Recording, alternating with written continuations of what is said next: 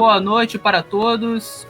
Estamos aqui começando a live de lançamento do livro do Elton Queiroz, livro chamado A Identidade do Chifre Pequeno em Daniel 8.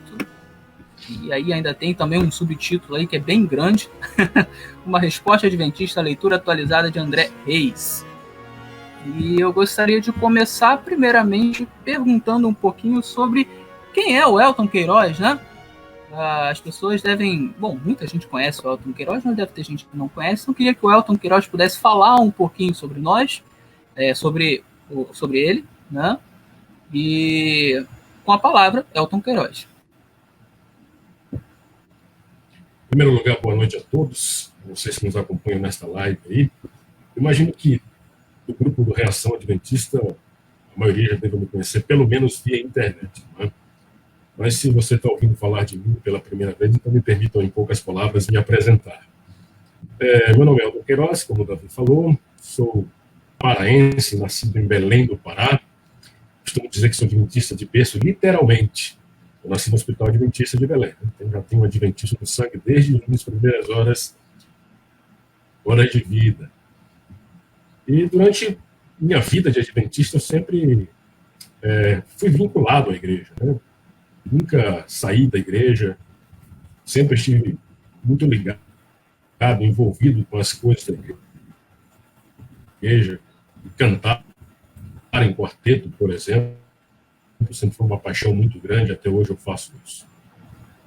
Em 2004 eu decidi fazer teologia no MASP, foram 7 longos anos de curso, né? Formei em 7 anos, porque na época eu fazia era um sistema que o MASP tinha antigamente chamado de curso integrado. Você fazia 2 cursos, pagando apenas uma, se formava em 6 anos e não em 4. Eu acabei falando em 7 por causa de um período de trancamento.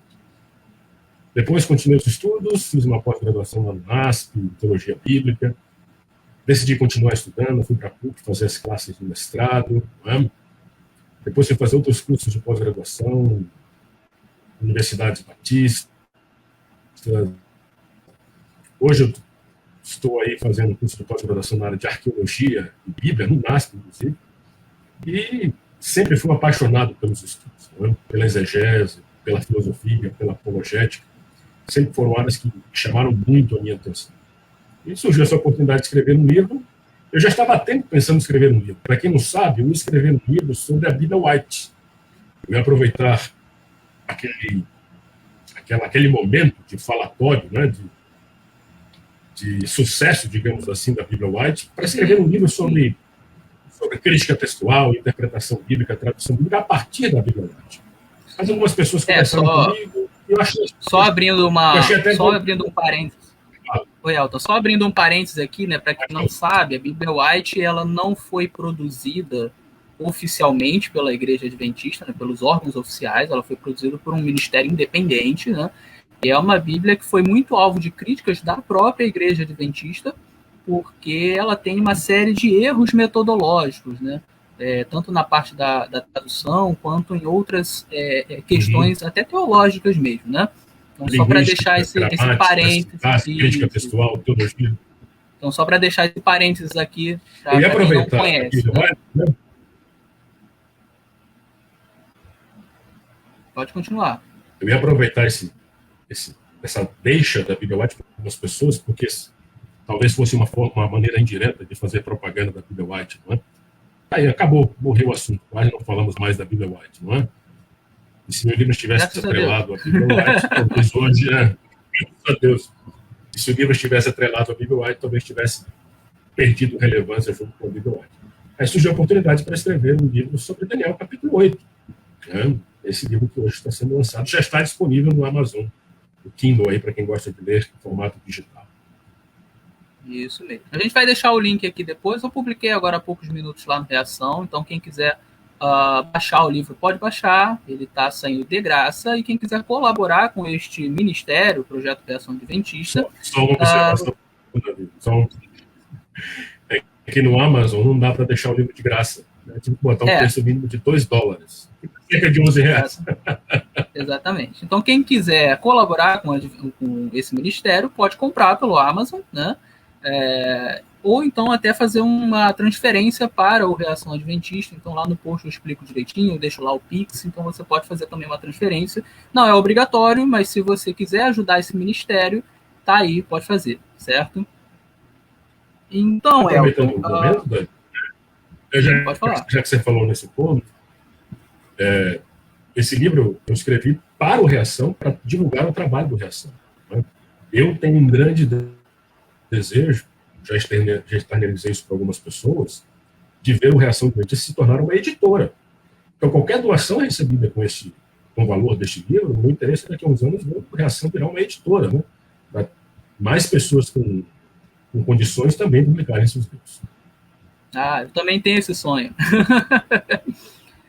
Elton, então assim, você falou um pouquinho sobre você e sobre essa oportunidade de você escrever esse livro sobre Daniel 8. Então, assim, em poucas palavras, sobre o que fala esse livro, né? O que diz nesse livro e qual é a importância desse assunto aí que você abordou nesse livro que você está lançando hoje?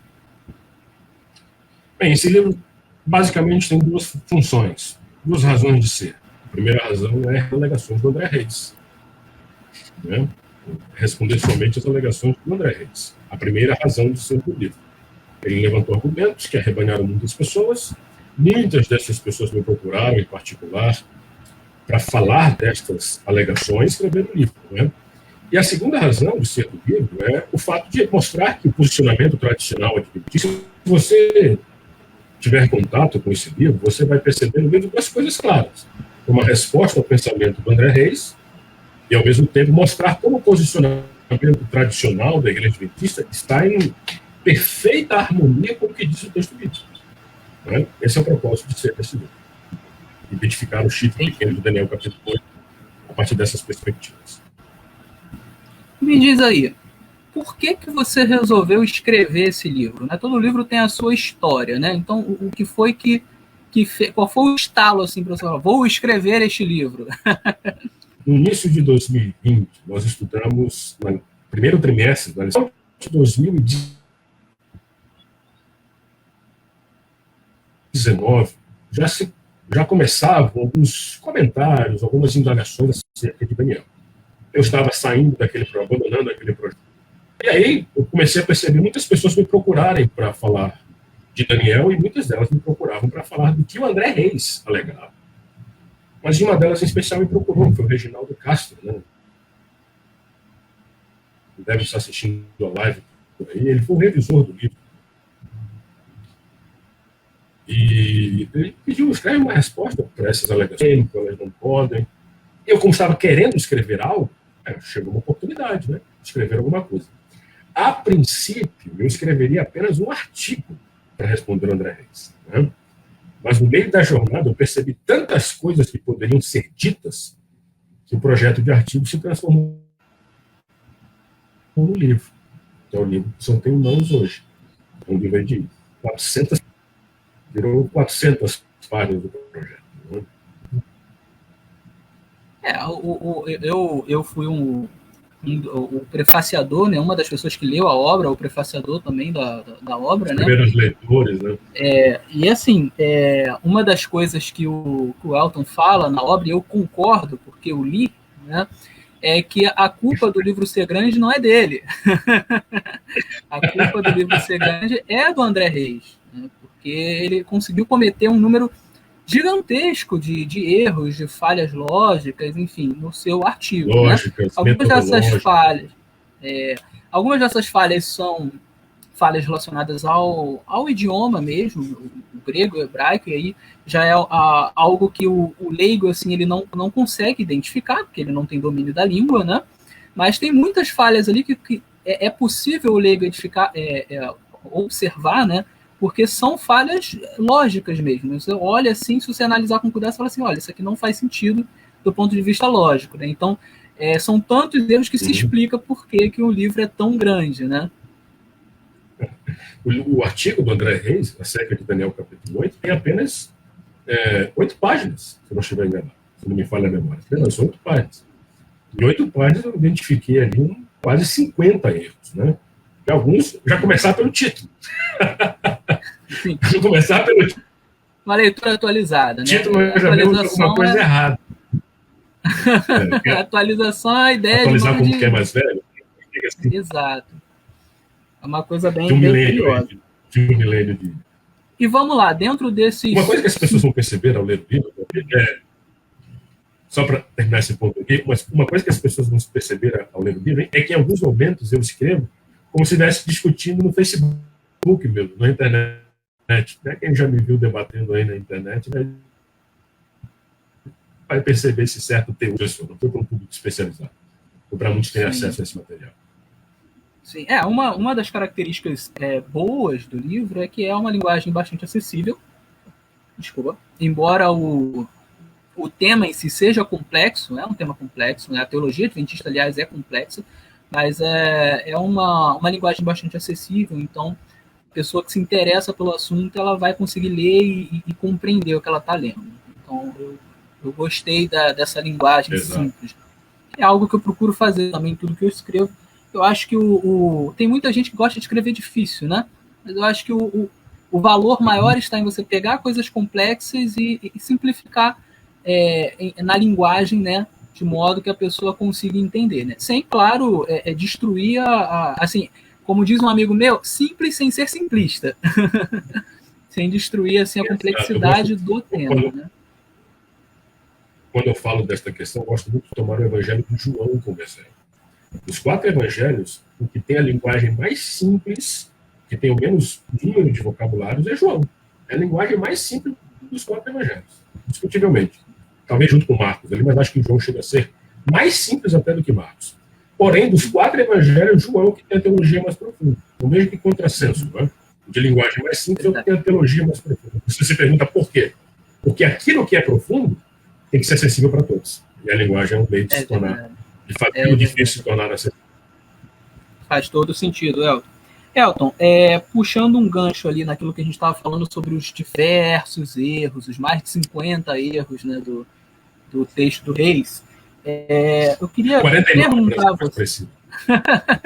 Eu queria perguntar a você se tem algum erro ou alguns erros, alguma falácia que chamou mais a atenção, assim, que você falou assim, nossa, isso aqui, não estou acreditando no que eu estou vendo. Alguns para mim foram bem fortes, assim, gente, como é que a pessoa pode cometer esse erro lógico assim, tão visível, né?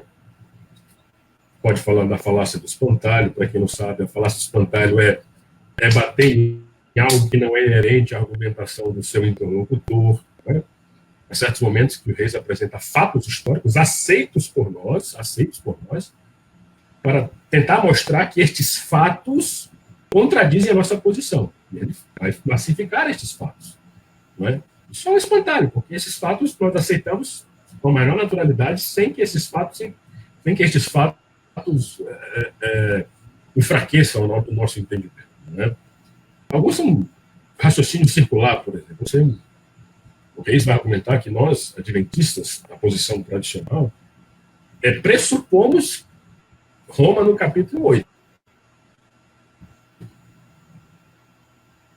Ele fala isso com toda a verdade. O capítulo 8 é Roma. E depois de falar bastante no artigo, ele vai concluir que, para nós, Roma é apenas um pressuposto. Isso é um raciocínio circular em essência. Primeiro, porque Roma, para nós, não é pressuposto. Roma é a conclusão do estudo. O pressuposto é aquilo que vem antes. Nós chegamos à conclusão de que é Roma, e não pressupomos que é Roma. E, no final das contas, isso faz o próprio Reis estar argumentando de maneira circular. Pressupondo que não é nosso pressuposto, para concluir que isso é um pressuposto da nossa linha de raciocínio, que não faz o menor sentido. Né? Não uma fala do Reis que eu acho até assim. Até hoje eu não consigo saber se foi descuido ou se foi intencional. Não sei te dizer. Quando ele fala, por exemplo, que nós fazemos teologia com base em tradução.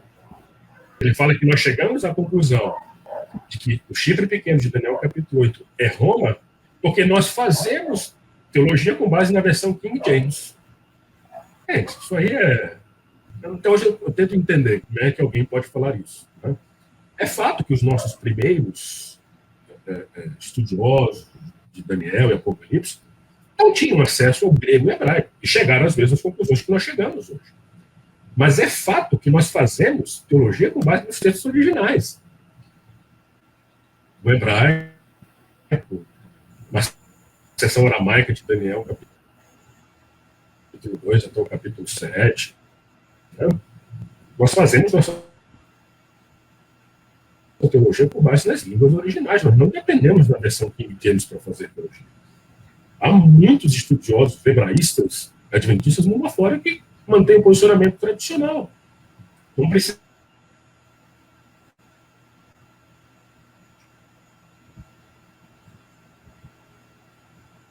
Precisamos da tradução para defender nossos pontos. Nós defendemos com base nos idiomas tradicionais. Então, essa é uma argumentação, para mim, assim, ou foi um lapso muito grande, não sei se foi intencional ou não, mas é um baita escorregão na minha opinião. Acho que o delay ficou muito grande.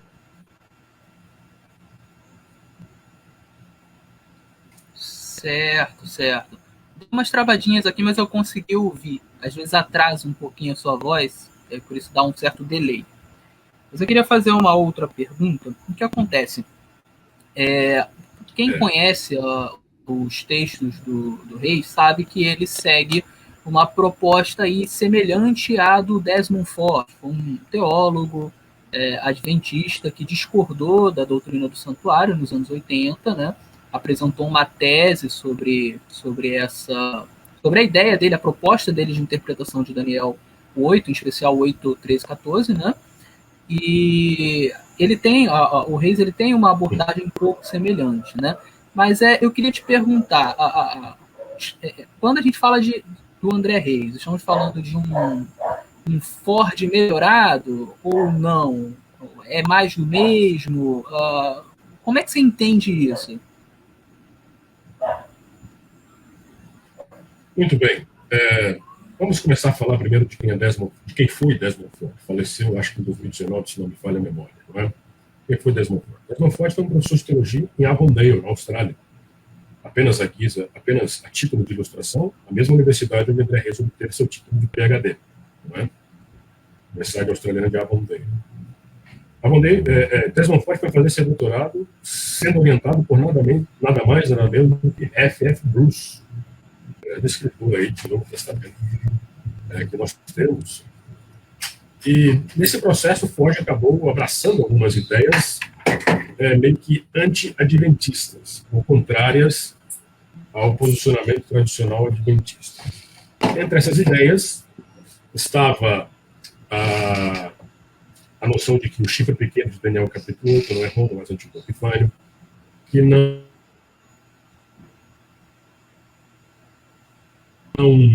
Daniel 8,14 não se refere à purificação do santuário celestial. E muitas outras questões que eram profético de Ellen White, né? Isso aqui é um ponto que merece também muita discussão. O fato é que Desmond Ford, com as suas ideias, eu particularmente penso, em muitos, foi benéfico para a igreja. Apesar da igreja discordar das ideias de Ford, com as suas alegações, mudou o paradigma no adventismo. Ford escreveu um livro aí de quase 1000. Vários teólogos adventistas foram chamados para responder às alegações de Ford. Eu vejo que o homem trouxe muitos desafios para a igreja, não foi pouca coisa. Nós temos hoje em português aí uma série de livros sobre Daniel Apocalipse que é fruto desses diálogos com Desmond Ford, publicados aí. Ford nos obrigou, por exemplo, a repensar como nós devemos harmonizar a convicção de que Cristo está no santuário celestial intercedendo por nós, e ao mesmo tempo nós cremos que a graça nos acalma, nos torna preocupados com a salvação. Mas eu fico imaginando você pensar assim, nesse exato momento, Cristo está julgando meu nome lá no céu. E agora? Se meu nome passar, estou salvo, estou perdido, e aí? É difícil nós pensarmos no evangelho da graça nessa situação. E as alegações de Ford nos obrigaram a achar uma harmonia, achar um ponto de equilíbrio entre as duas coisas. Por isso eu creio que Ford acabou, por mais que nós discordemos dos seus pontos de vista, Ford acabou contribuindo com o progresso da teologia adventista. A teologia adventista teve que se remodelar, se adaptar, progredir a partir das alegações de Desmond Ford. E André Reis, e falar disso algumas vezes em rede social, embora negue ser seguidor de Desmond Ford, há uma admiração de André Reis por Ford, isso é inegável, inclusive quem lê o livro vai ver a comprovação disso. Mas o que André Reis faz, na minha análise, não há contribuição para o adventismo. André Reis é adventista, um adventista que vive nos Estados Unidos. Mas a sua tese, no meu modo de entender, não traz contribuições para o adventismo. Primeiro ponto é porque algumas de suas alegações já foram respondidas. Já foram respondidas há décadas. E mesmo as novas maneiras de falar de Reis não estão corretas do ponto de vista lógico e nem metodológico. Então, ao contrário de Desmond Ford, eu creio que Reis tem contribuído muito pouco com o progresso do adventismo no que diz respeito à compreensão das profecias de Daniel. Certo. Eu queria perguntar aqui também, Elton, sobre a estrutura interna do seu livro, né? Como que é a estrutura? Como é que você o estruturou? Como é que funciona isso? O que você colocou ali de importante?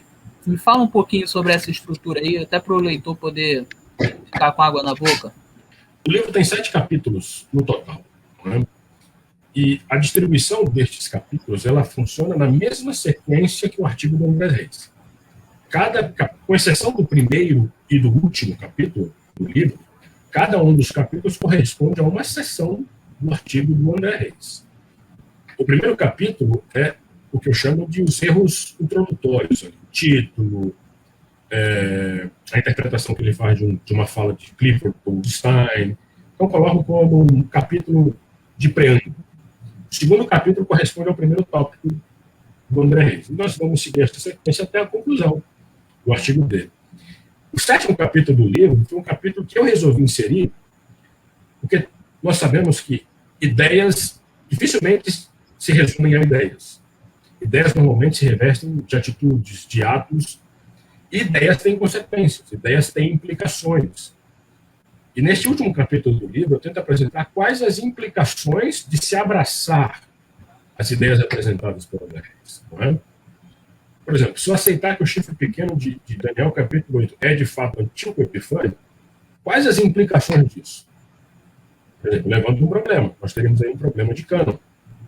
Porque no nosso cânon de 66 livros protestantes, não cabe antíloco epifânio.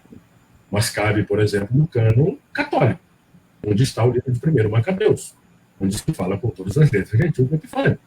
Então, o capítulo de número 7 são apenas algumas implicações das ideias de Reis.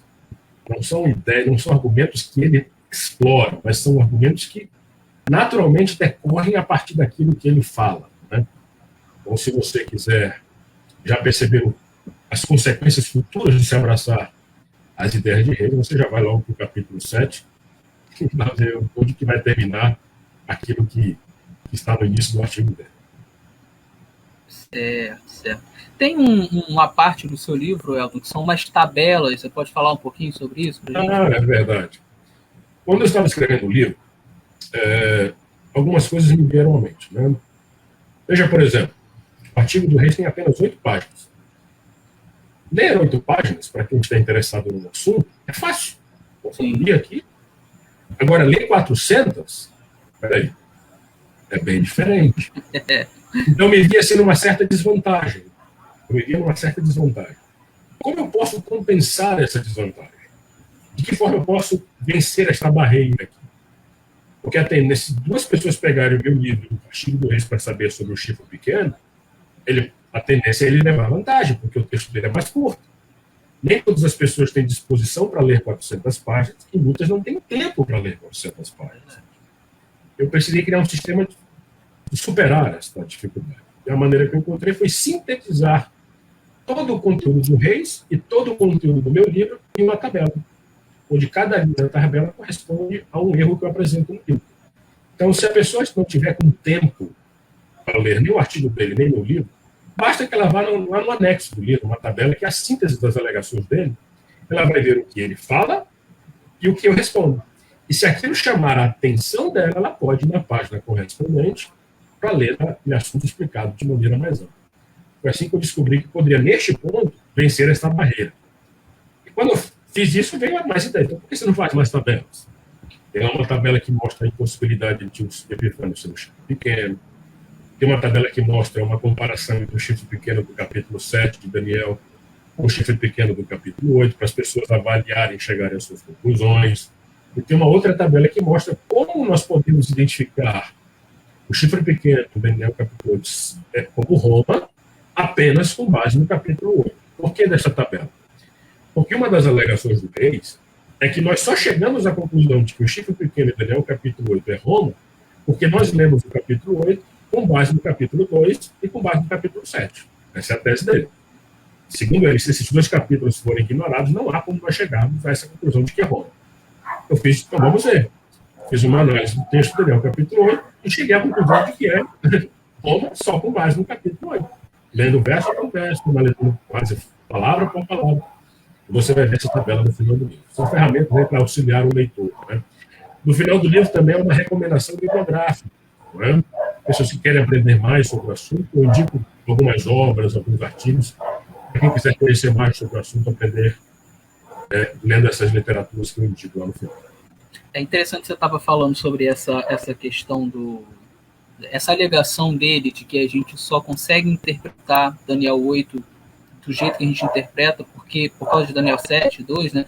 Mas é engraçado que na argumentação dele, ele usa os outros capítulos de Daniel.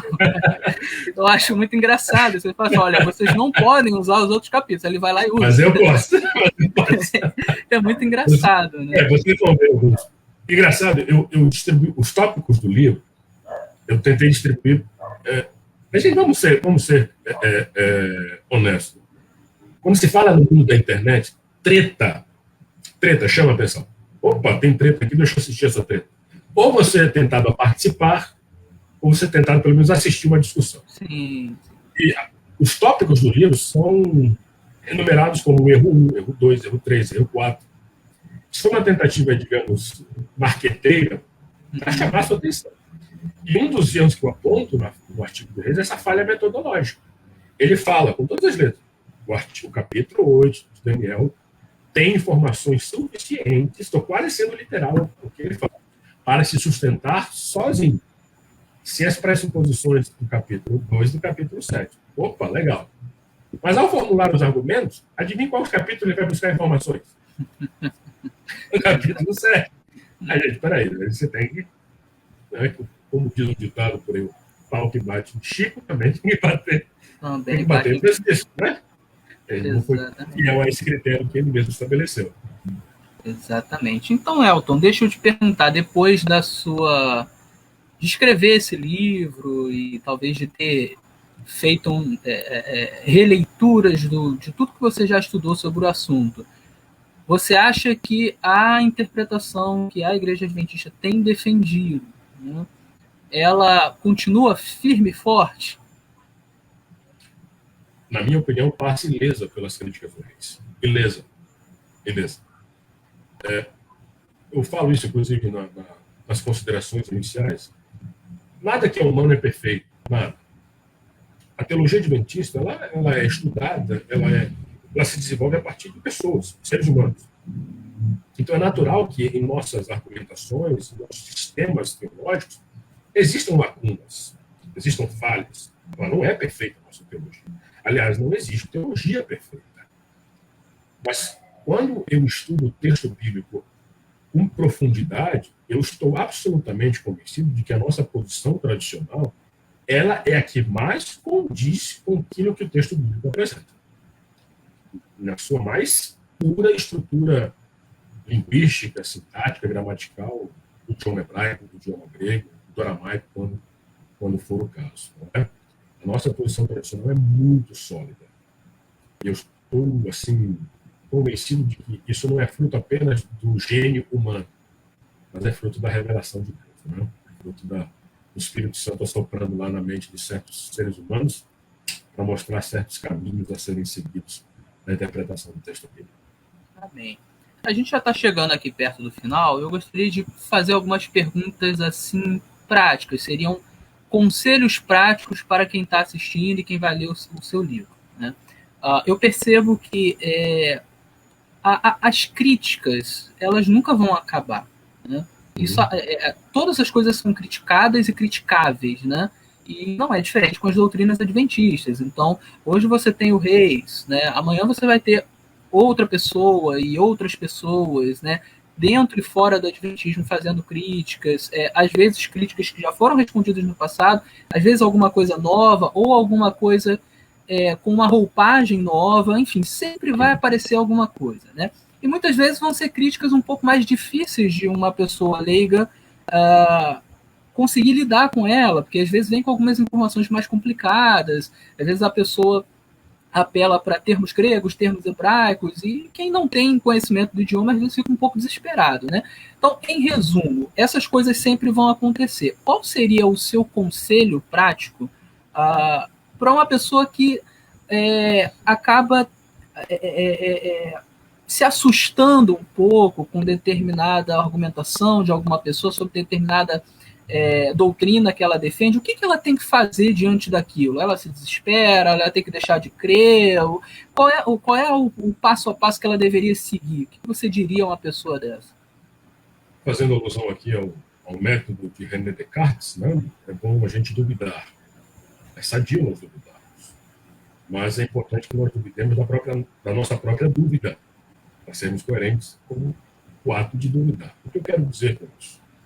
Muitas pessoas, por não estarem seguras no que creem, nutrem dúvidas. Natural. As dúvidas vão existir até que Cristo volte. Então, as dúvidas existem. Mas essas pessoas, quando elas se deparam com críticas que à primeira vista são fortes, consistentes, elas tendem a mudar de opinião rapidamente. Não é? E aqui vem uma dica prática, já que você fez uma pergunta. A primeira dica prática que eu dou para as pessoas é que não forme uma opinião ou não mude de opinião de maneira rápida. Por incrível que pareça, há pessoas que mudam de opinião ou formam uma opinião porque veem meme na internet. Vê lá uma tirinha engraçada e faz sentido à primeira vista, elas abraçam a ideia daquela tirinha e formaram opinião. É coisa que nós mais vemos na internet. Pessoas formarem opiniões com base em memes. E ao opinarem em certas discussões, o nível de superficialidade é grande. Amigos, o aprendizado leva tempo. Tempo. Você vai lá para o ensino fundamental, você aprende primeiro as 4 operações básicas.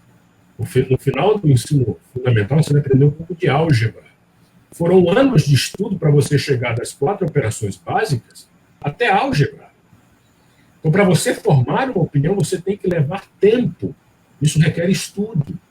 Estudo e mais estudo. Tempo. Tempo não é nosso inimigo quando se fala em aprender, em estudar. Então, você se depara com uma crítica que apela ali para o original grego, hebraico, do qual você não tem domínio. Seja honesto. Pense na crítica.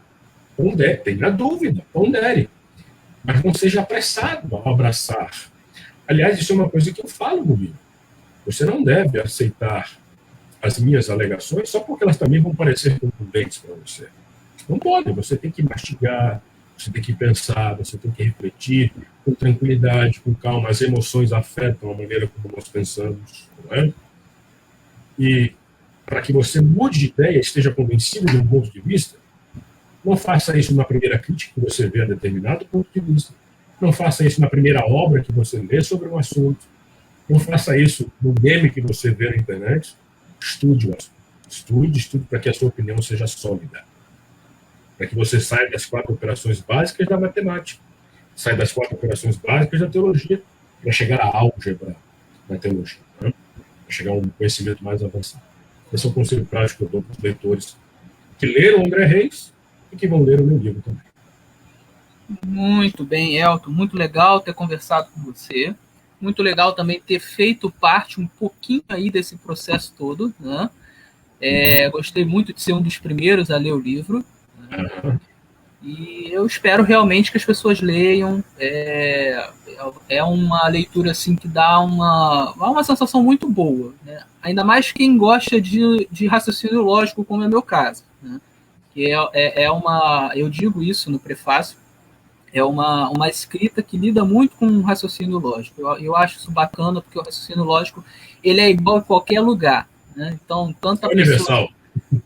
a pessoa lá no Japão, a pessoa lá na Rússia, aqui no Brasil, dá no mesmo, né? O raciocínio lógico é o mesmo. Então, eu gostei bastante disso. E, galera, mais uma vez, lembrando, o livro ele está saindo gratuitamente em PDF. Né? Algumas pessoas têm perguntado se vai sair o impresso, e aqui a gente ainda está trabalhando qual seria a melhor forma de fazê-lo. Tá? Hoje existem algumas formas, né? A gente pode fazer, por exemplo, por uma gráfica, e aí, no caso, a gente teria que fazer pelo método de tiragem, né? A gente teria que arrumar aí 50 pessoas interessadas ou 100 pessoas interessadas, essas pessoas teriam que pagar previamente pelo livro, a gente pagaria a gráfica e então a gente poderia pegar esses livros na gráfica e enviar para cada um. Esse é um método. O preço só para cobrir os custos de impressão e de envio pelos correios. Exatamente. Né? Como é por tiragem, geralmente por tiragem sai mais barato do que o segundo método que eu vou falar agora, que é algumas